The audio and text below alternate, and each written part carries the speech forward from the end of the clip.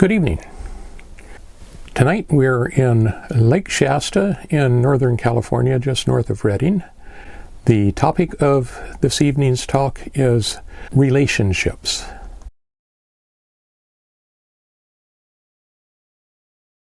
You may notice my beard looks a little different than it did before. I've recently had surgery for bladder cancer, and they told me to shave my beard so that the mask would fit, so of course I did so. If you are in a committed relationship, let's say you're married, you either want to be married and stay married, or you don't want to stay married. If you don't want to stay married, the solution is very simple: get a divorce. And if you really don't want to be in the marriage, don't fiddle around about it. Just get the divorce and move on with your life and allow your spouse to move on with her life. I say her life because I'm a male. His life, her life. And when I talk about being married, I'm talking about any kind of committed relationship. Significant others, partners, however you wish to define it. I'm just using the term married because that's what most people do eventually, although some don't.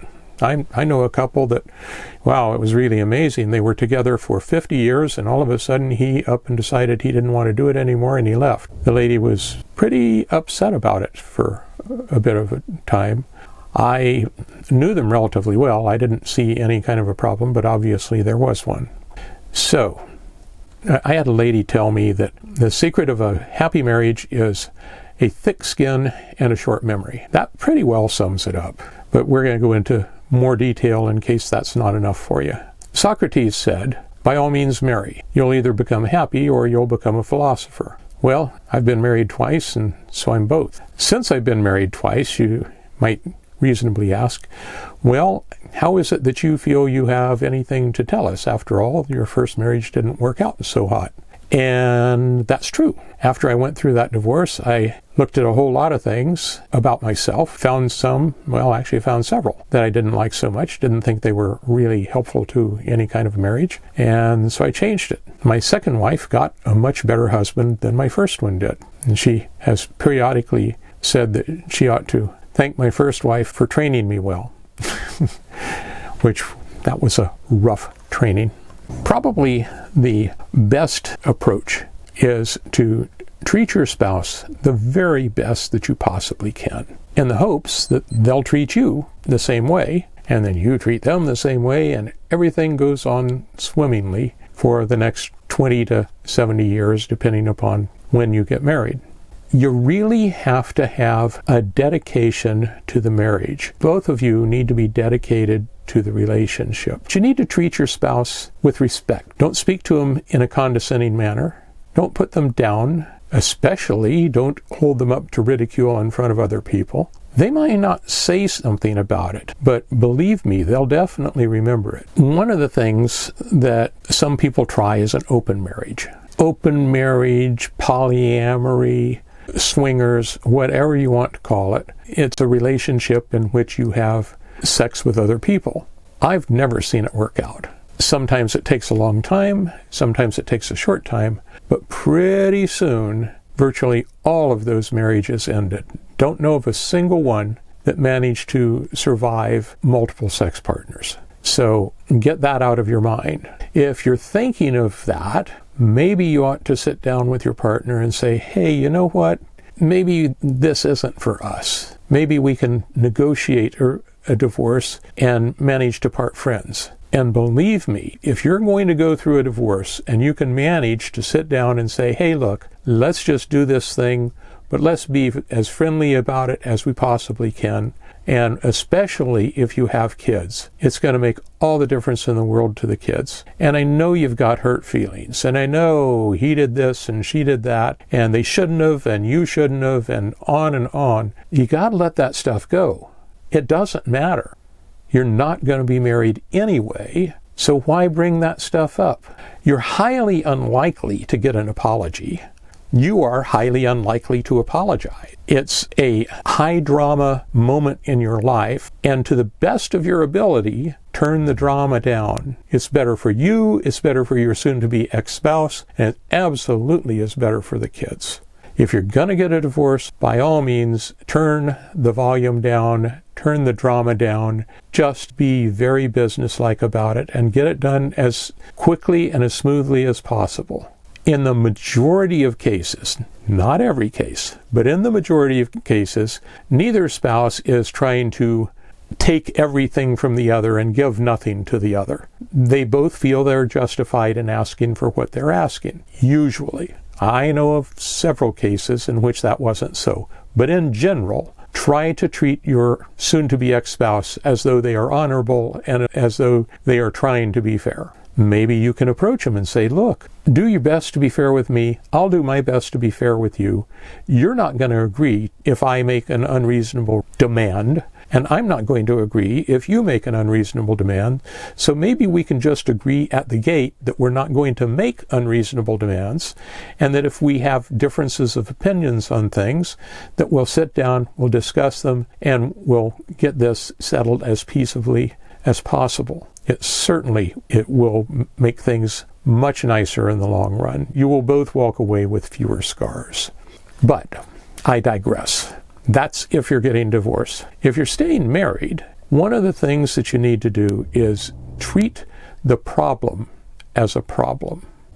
Think of it as we're sitting down on this side of the workbench. She came up with the phrase workbenching a problem, and I think it's a great way of saying it. You and your spouse are on this side of the table, and the problem is on the other side of the table. And so you address that problem and try to figure out a way that you can work out that problem where everybody's happy, or they say that any good compromise is one in which both parties walk away equally unhappy. I think that's kind of true. You're not going to get everything you want. She's not going to get everything she wants. I will most often speak of the spouse as a she because I happen to be male, but you get the idea. You won't be completely pleased, either of you. You'll get past the problem, and believe me, the vast number of big problems that you come up with 2 years down the line, you can't even remember them. And yet I've seen marriages break up over something that was ridiculously easy to solve because the people, I think, preferred to fight rather than solve the problem. Try very hard not to fight. Try very hard not to lose your temper. I can't think of a single time that I have ever lost my temper or seen anyone else lose their temper in which the losing of temper helped the situation at all. Usually when somebody loses their temper, the whole situation goes downhill. So if you find yourself losing your temper, say, time out. I need to take a break. I'm going to go out in the yard, back to work, anywhere. Just move. Go somewhere. Don't stand there in front of your spouse and proceed to say words that you almost certainly are going to regret after the fact. Just stop it short there. Go compose yourself. Then come back and say, okay, we were discussing whatever the subject was, and I hope we can get back. If you're on the other end of that and your spouse says, hang on, I need a timeout, let them have the timeout. Marriages are not a 50-50 proposition. They just about never are 50-50. They're almost always 80-20 and then 20-80. One of the spouses is carrying the load more than the other. Now, you need to be aware if you are on the 20% side and adjust it. If you're on the 80% side, do the very best you can not to be resentful about that and say, this is my time. I need to carry the weight here. I'm going to have a time when I'm not going to be able to do the 80% and my spouse is going to do the 80%. You both have to be honorable about it. I think that's probably the very most important thing of all, is just simply be an honorable person when dealing with your spouse. Always try to keep their welfare in mind. Don't be selfish. If you're selfish in a committed relationship, it's not going to work. Sooner or later, either you're going to no longer be selfish or you're going to be single. It's just that simple. Work with your spouse, not against them. Try to do nothing to damage the relationship.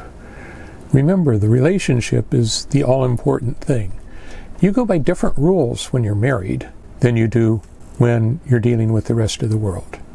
You forgive a lot more. You ignore a lot more. And you try an awful lot harder not to do something that's going to be upsetting to the other person. Try very hard not to refight yesterday's battles. If you find yourself saying something like, remember when you, that's a good time to stop right there. Just say to yourself, that's in the past. No one can do anything about the past.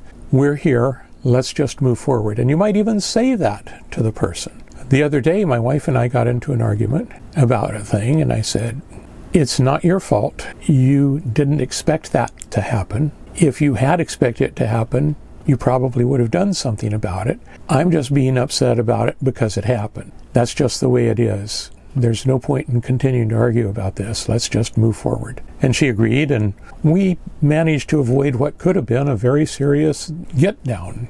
That's my advice, is try very hard to turn the volume down on virtually everything. Don't use silence as a weapon. Don't say, I'm not talking to you. That's very childish, and it is absolutely not going to benefit the relationship in any respect. Don't use sex as a weapon. In fact, don't use anything as a weapon. This is your spouse, not your adversary. You're going to have disagreements. When you disagree, work really hard to be reasonable and to work things out. Don't use anything as a weapon. Now, having said that, no one deserves to be abused. If your spouse is being abusive, sit down and say to them, hey, this is something that I will not allow to happen. You need to not do, and then tell them whatever the thing is that they're doing. Another thing is, you are not here to make your spouse better, a better spouse or a better human being. That's their job. Your job is to encourage them to be the best that they can be. There's a theory of child rearing which says, try very hard to catch them being right. And it works really good in a marriage. Look for the things that your spouse is doing right and tell them you appreciate it. What happens is you find you get a lot more of that. If they do the same with you, the relationship is going to get better and better. Do the very best you can to catch them doing right and then tell them about it. There we go. I don't think I have any more to add to this one. I hope you have a happy relationship, and we'll see you next time.